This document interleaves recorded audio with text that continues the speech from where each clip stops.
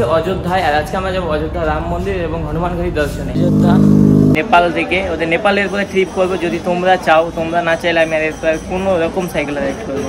তাহলে তোমরা এখানে খুব সহজে আধার কার্ড দিয়ে থাকতে পারবে।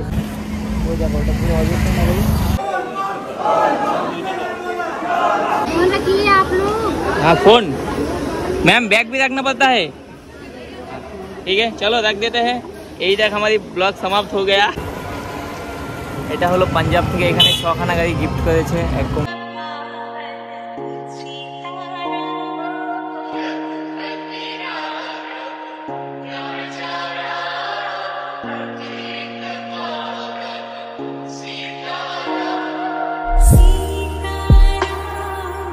তো হেই গাইস, শুভ সকাল, সুন্দর একটা ব্লগে তোমাদের সুস্বাগতম। তোমরা দেখছো সিও বিষয় ব্লগস।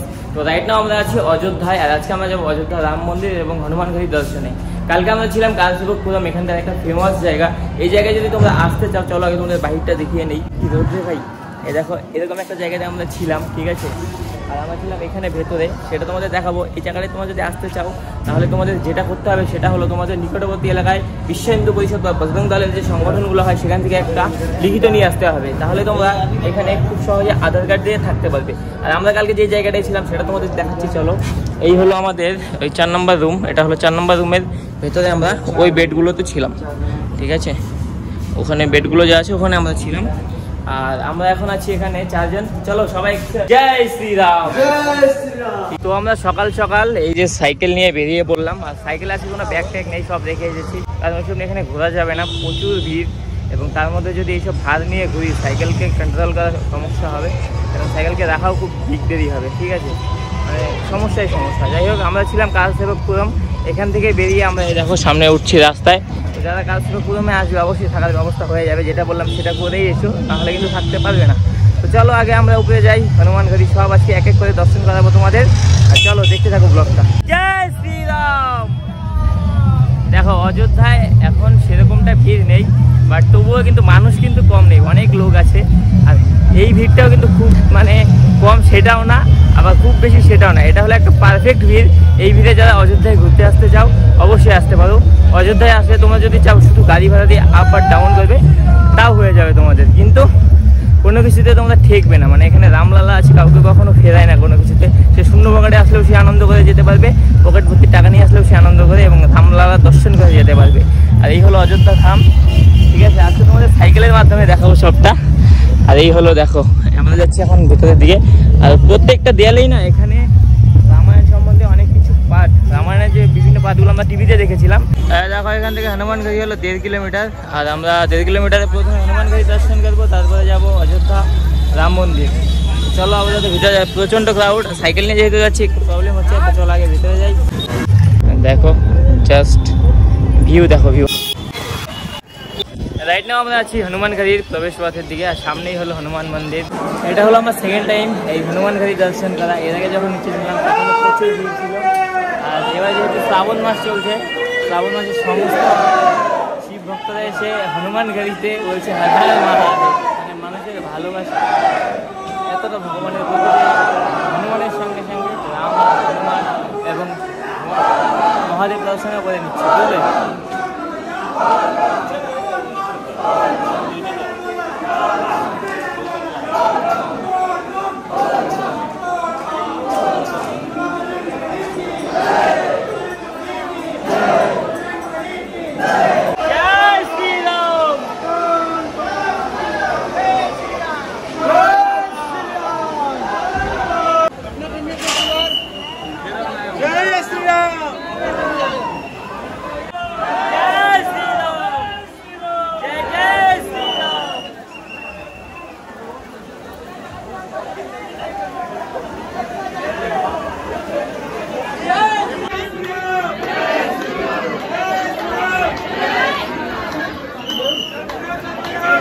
আমরা আছি হনুমানঘাটিতে। আরে দেখো বাইরের ক্রাউডটা, ওদিকে সবাই হনুমানজির দর্শনে যাচ্ছে। আর আমরা দেখো প্যান্ট ভিজে গেছে ঘামে, ঠিক আছে। এখানে হাত রেখেছিলাম, ভিজে গেছে। আর আমার অবস্থা দেখো ভাই, আমি এতটা ঘেমে গেছি, মানে কি বলবো। একদম দেখো হাত ঠাত কেমন হয়ে গেছে, ঠিক আছে। দেখো ঠিক আছে। ভাই তো পুরো ওরা জোশে এসেছে ওদের নেপাল থেকে, ওদের নেপালের করে ট্রিপ করবো। যদি তোমরা চাও, তোমরা না চাইলে আমি আর কোনো রকম সাইকেল রাইড করবো।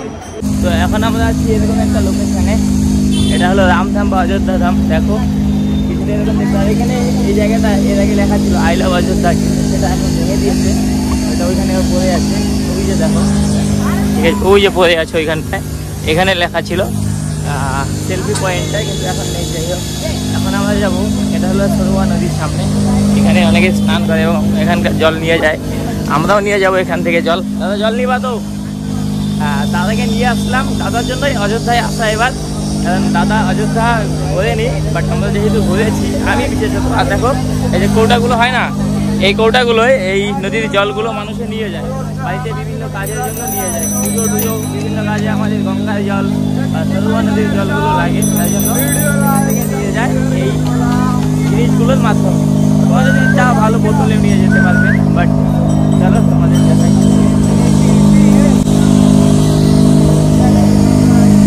এখানে এখন একটু অন্যরকম কিছু তৈরি হচ্ছে, এখনো কমপ্লিট হয়নি যেহেতু।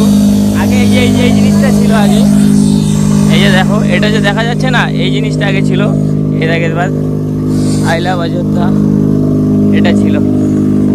তো ইতিমধ্যে আমরা চলে এসেছি সরজু নদীর সরজু ব্রিজে, ঠিক আছে। এই যে নদীটা আছে এটা হলো অযোধ্যায়, একদম অযোধ্যার পাশ দিয়ে বয়ে গেছে। এখানে এসে পুণ্যার্থীরা স্নান করে এবং তারপর প্রথম যেটা দর্শন করে সেটা হলো হনুমানঘাটি বা হনুমান মন্দিরে গিয়ে তারা হনুমানজির দর্শন করে। আর দেখো তোমাদের আমি দেখাই, এখানে দেখো পুণ্যার্থীরা স্নান করছে, ঠিক আছে। এই পাশটাতেও স্নান করেছে। চলো তোমাদের এখন আমি ওই পাশটা নিয়ে যাই। এটা হলো এই ব্রিজটা, ঠিক আছে। আমরা যাবো ওই পাশটায়। আর এখানে আসলে অবশ্যই কিন্তু এই ঘাটে স্নান করবে এবং এই ঘাট থেকে, এই নদীর থেকে অনেকেই জলও নিয়ে যায় কিন্তু তাদের বাড়িতে ভবিষ্যতে পূর্ণ কাজকর্মের জন্য তারা কিন্তু নদীর জল বোতলে বা বিভিন্ন মাধ্যমে নিয়ে যায়। তো দেখো ওই পাশেও স্নান করছে লোকের সংখ্যা, এখানেও দেখো লোকের সংখ্যাটা এর থেকে বেশি লোক হয়েছিল যখন আমরা এর আগের বার এসেছিলাম সাইকেল রাইডে, তখন এর থেকে বেশি পরিমাণে লোক এখানে এসেছিল। কিন্তু এবার লোক সংখ্যাটা খুব কম, কিন্তু এই লোক সংখ্যা কমের জন্য তোমরা কিন্তু ঘুরে মজা পাবে। বর্তমান তোমরা যদি অযোধ্যায় আসো, তোমরা একদম বেস্ট একটা পারফেক্ট মানে ওয়েদার পাবে এবং তার পাশাপাশি ঘোরার মতো খুব হালকা ভিড় পাবে, এটা তোমাদের খুব ভালো হবে। আর এখান থেকে ঠিক এরকমটা অযোধ্যা ধাম, ওই দেখো ওটা পুরো অযোধ্যা নগরী। এই চলো আমরা তোমাদের দেখাচ্ছি। আর এই আর কি,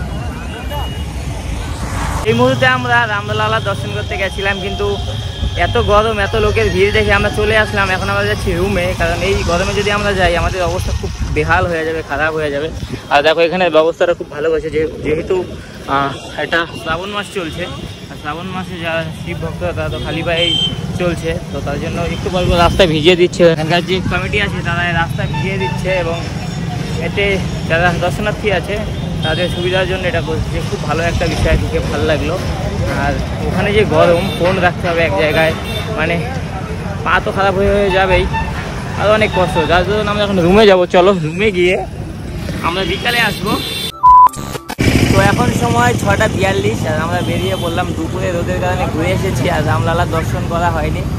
আমরা এখন আছি এখানকার একটা রাম মন্দিরেরই একটা ট্রাস্টে দেওয়া গাড়ি, এই গাড়িতে, ঠিক আছে।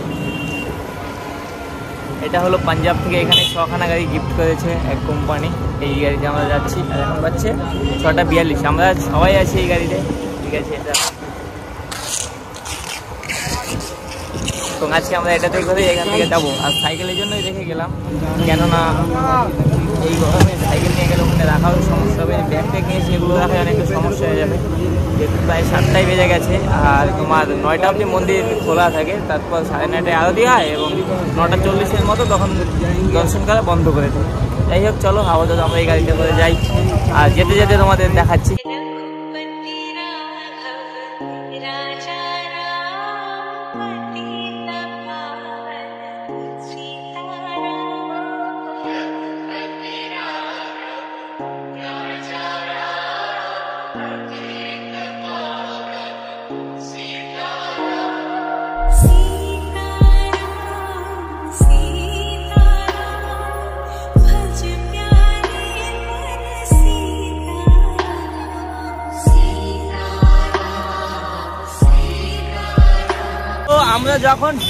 আমরা যখন সকালে এসেছিলাম তখন আমরা পারিনি মন্দির দর্শন করতে, মানে ওরা তো করেনি, আমি এর আগে এসে করেছিলাম, বাট ওদের জন্যই আসা আমার আবার।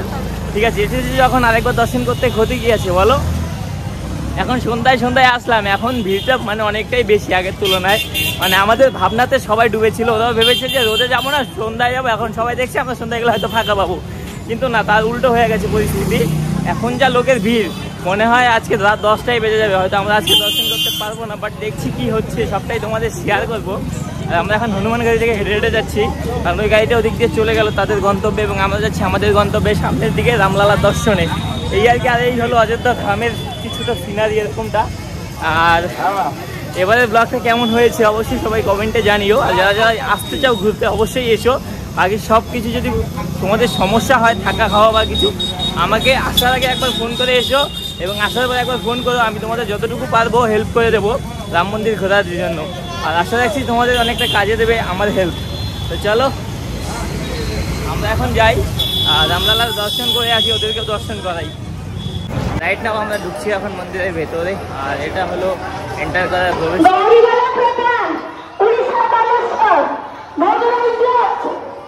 হারিয়ে গেছে কেউ, ওই জন্য অ্যানাউন্স করছে মাইকে। আগের ব্লগে বলেছিলাম না যে কেউ হারিয়ে গেলে ওইখানে অ্যানাউন্স করতে, আর ওখানে গিয়ে বললে ওরাও অ্যানাউন্স করবে বা তুমিও করতে পারবে। ঠিক আছে, হারিয়ে গেছে ভাই। ব্যাগ ট্যাগ ওখানে সব কিছু চেক আউট করে এখন বেরিয়ে এলাম। আর এই সামনে রাখতে হবে ফোন, দেখো এত বড় একটা কাউন্টার, এখানে ফোন রেখে তারপরে জুতো রাখতে হবে এইদিকে। এই যে জুতো রাখার কাউন্টার তোমাদের দেখাই, চলো, এর আগের বার দেখাইনি। দেখো জুতো রাখার কাউন্টারগুলো কিছুটা এরকম, ঠিক আছে। জুতো রাখতে, ও ভাই দেখো জুতাগুলো এখানে রাখে এইভাবে, ঠিক আছে। আর ওই সাইডটাই হলো মোবাইল রাখে, ঠিক আছে, মোবাইলের কাউন্টার ওদিকে। চলো আমরা জুতো রাখি। তো আমরা রেখে দিলাম জুতো, দেখো, ঠিক আছে। এখন আমরা যাবো সামনের দিকে, এখন রাখতে হবে ফোন। মানে আমি এবার কিছুই রাখিনি, ফোন নিয়ে ঢুকেছিলাম ভিতরে, বাট এবার তো করা যাবে না। এবার নাকি খুব এর থেকে বেশি কড়া নিয়ম করেছে আগের বারের তুলনায়। প্রথম যখন মন্দির এখানে উদ্বোধন হয় তখন তো ফোন নিয়ে সবাই ঢুকতে পারতো, কিন্তু তারপর মাঝখানে একটু হালকা কড়া নিয়ম ছিল, এবার প্রচুর কড়া নিয়ম হয়ে গেছে। তার জন্য রিস্ক নেওয়াই যাবে না। আমি এর আগে গিয়েছিলাম যখন, এক চুলকানি বারবার মারা যাবে না, না হলে চুলকানি ঘা হয়ে যাবে, ঠিক আছে। চলো আগে চাই। হলো ফোন রাখার লকার, দেখো অনেকগুলো কাউন্টার সিস্টেম করা আছে, তোমরা যারা যারা ফোন রাখবে সহজে এখানে রাখতে পারবে, ঠিক আছে। দেখো লোকের ভিড়, ফোন ব্যাগ সব এখানেই রেখে মন্দির দর্শনে যেতে হবে। ঘড়িও নেওয়া যায় না, বাট দেখি 500 রাখা লাগবো। হ্যাঁ, মানি ব্যাগ সব রাখা লাগবে মালিক, মানি ব্যাগ। চলো বইলে শুনি। তো আমরা এখন আছি এই কাউন্টারের সামনে,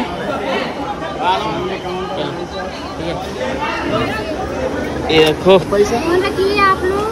हाँ फोन मैम, बैग भी रखना पड़ता है, ठीक है चलो रख देते हैं। यही तक हमारी ब्लॉग समाप्त हो गया। আমাদের মন্দির দর্শন হয়ে গেল, প্রসাদ পেয়ে গেছি। এবার প্যাকেট বেশি নেইনি, কারণ দুটো দিল আমাকে, আমি চেয়ে নিয়েছি একটা করেই দেয়। এখানে দেখো কাউন্টার, এখানে তোমরা লকারে সব কিছু রাখতে পারবে। আমরা এই যে ব্যাগ ট্যাগ নিয়ে নিলাম এখান থেকে, এখন যাবো জুতো নিতে হবে, সবার পা ফাঁকা, ঠিক আছে। জুতো নেবো, দেন তারপর এখান থেকে বেরিয়ে আমরা আমাদের রুমে চলে যাব। তো যারা ভিতরের ব্লগ দেখতে চাও, আমি আগের বার এসেছিলাম, আপলোড করেছি, দেখে নিও। আর চলো, আমাদের কোনো জুতো নেই। দেখো আমাদের R6 48, ওখানে লেখা আছে R দিয়ে, আমাদের R6 R7 R6 ये वाला है, ठीक है। आ जाओ गाइस, ले लो। এই আর কি, আমরা এখন বেরিয়ে পড়লাম, রুমে চলে যাব। আর কালকে আমাদের কেদারনাথ যাত্রা শুরু করতে হবে, রাম মন্দিরেতে দর্শন করানোর জন্যই আসা। এখন আমরা রুমে গিয়ে খাওয়া দাওয়া করে শুয়ে বলবো, কালকে সকাল সকাল রুম ছাড়তে হবে। মূল কথা হলো এটাই। তোমাদের ভিডিওটা কেমন লাগলো অবশ্যই কমেন্টে জানিও। আর সবথেকে বড় কথা, যারা ঘুরতে আসবে অবশ্যই কিন্তু আমাকে ফোন টোন করো, যদি যতটুকু পারি হেল্প করে দেবো। আর সবথেকে আরেকটা বড় কথা, সেটা হচ্ছে এটাই আমার রাম মন্দির আছে শেষ দিন, সেকেন্ডে, মানে সেকেন্ড টাইম আসা, এবং আজকে এই সেকেন্ড টাইম রামলালার দর্শন করা। এটাই হলো এখান থেকে আজকের মতো সমাপ্ত। ভবিষ্যতে যদি ভগবান সব ঠিকঠাক রাখে আবার আসবো কোনো দিন। আপাতত চলো রুমে যাই। ভিডিওটা ভালো লাগলে একটু সাপোর্ট দিয়ে চলো, কালকে থেকে কেদারনাথ যাত্রা স্টার্ট হচ্ছে। টাটা।